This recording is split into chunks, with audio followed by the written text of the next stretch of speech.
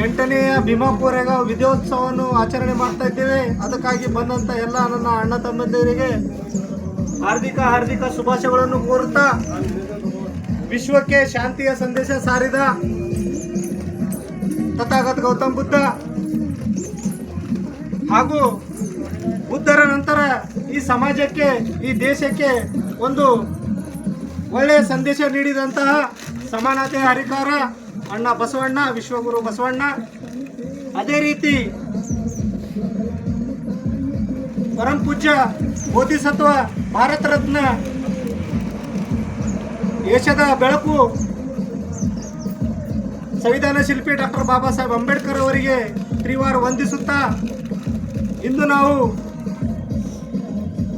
208ನೇ ಭೀಮಾ ಕೋರೆಗಾಂವ್ ವಿಜಯೋತ್ಸವವನ್ನು ಆಚರಣೆ ಮಾಡ್ತಾ ಇದ್ದೇವೆ. ಬಂಧುಗಳೇ, ಇವತ್ತು ಯಾಕೆ ಆಚರಣೆ ಮಾಡ್ತಾ ಇದ್ದೇವೆ ಅಂತ ಹೇಳಿದರೆ, ನಮ್ಮ ದೇಶ ಸ್ವಾತಂತ್ರ್ಯಕ್ಕಿಂತ ಪೂರ್ವದಲ್ಲಿ ಏನು ಬ್ರಿಟಿಷರ ಆಳ್ವಿಕೆ ಇತ್ತು, ಅದಕ್ಕಿಂತ ಪೂರ್ವದಲ್ಲಿ ಏನು ಪೇಶ್ವೆಗಳ ವಿರುದ್ಧ ಭೀಮಾ ಕೋರೆಗಾಂವ್ ಮಹಾರ್ ಸೈನಿಕರ ಒಂದು ಸಿದ್ಧನಾಕ್ ಎಂಬಂಥ ಒಂದು ಸೈನ್ಯವನ್ನು, ಒಂದು ಬಲಿಷ್ಠ ಸೈನ್ಯವನ್ನು ಕಟ್ಟಿಕೊಂಡು ಈ ದೇಶದ ಗುಲಾಮಗಿರಿಯ ವಿರುದ್ಧ, ಈ ದೇಶದ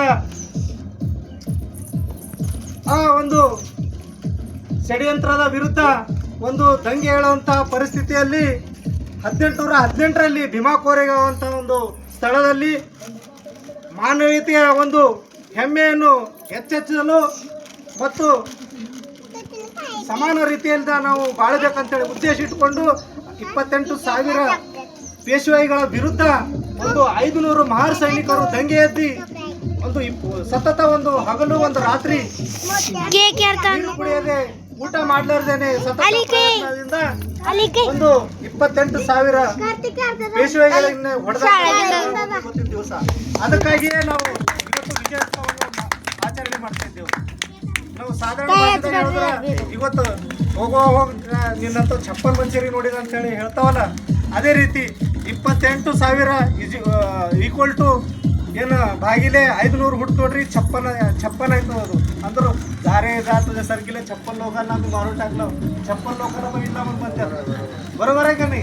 ಅದೇ ರೀತಿ ಏನು ಅದು ಭೀಮಾ ಕೋರೆಗಾಂವ್ ವಿಜಯೋತ್ಸವ ನಡೆದಂಥ ಘಟನೆಯನ್ನು ಎಲ್ಲರ ಬಾಯಲ್ಲೇ ಬರ್ತದೆ. ಬಟ್ ಇದು ಭೀಮಾ ಕೋರೆಗಾಂವ್ದಿಂದ 56 ಅಂತೇಳಿ ಬಂದದ ಅಂತೇಳಿ ಇವತ್ತು ನರೇಂದ್ರ ಮೋದಿ ದೇಶದ ಪ್ರಧಾನಮಂತ್ರಿ ಯಾರು ಅಂತಂದ್ರೆ 56 ಇಂಚ್ ಸೀನಾ ಅಂತೇಳಿ ಅಂತಾರೆ. ಆ್ಯಕ್ಚುಲಿ ಅದು 56 ಇಂಚ್ ಸೀನಾ ನಮ್ಮ ಮಹಾರ್ ಸೈನಿಕರದಿತ್ತು. ಅದು ನರೇಂದ್ರ ಮೋದಿದಿದ್ದಿಲ್ಲ, ಅದು ಮಹಾರ್ ಸೈನಿಕರದಿತ್ತು. ಅದಕ್ಕಾಗಿಯೇ ಇವತ್ತು ನಾವು ಒಳ್ಳೆ ರೀತಿಯಿಂದ ಏನು ಮಹಾರ್ ಸೈನಿಕರು ಏನು ಯುದ್ಧ ಆಡಿದರು, ಯಾವುದೇ ಗಾಡಿ ಏನು ಒಂದು ನೌಕರಿಗಾಗಿ ಒಂದು ಯಾವುದೇ ರೀತಿಯಿಂದ ಅವರು ಒಂದು ಪ್ರಾಪರ್ಟಿ ಮಾಡ್ಬೇಕಂತೇಳಿ ಯುದ್ಧ ಇದ್ದಿಲ್ಲ. ಅದು ಯುದ್ಧ ಎದ್ರದಿತ್ತು ಅಂತ ಹೇಳಂದ್ರೆ ಅನ್ಯಾಯದ ವಿರುದ್ಧ ಯುದ್ಧ ಇತ್ತದು. ಅದು ಯುದ್ಧ ಎದ್ರದಿತ್ತು ಅಂದ್ರೆ ಗುಲಾಮಗಿರಿಯ ವಿರುದ್ಧ ಇತ್ತದು.